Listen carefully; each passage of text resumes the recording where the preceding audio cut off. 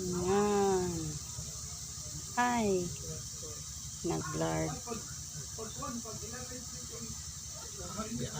Gawa po tayo ng coconut oil. Coconut oil. Ayan, mainit. Umuusok. Yan, nagba-blurred. Pakuluin lang natin ito. Ayan, ayan. Hanggang lumalabas po yung oil niya. Ayan. Mga almost 1 hour ang pagpapakulo nito. Ayan. May coconut oil na po tayo. Thank you for watching. Hanggang sa muli.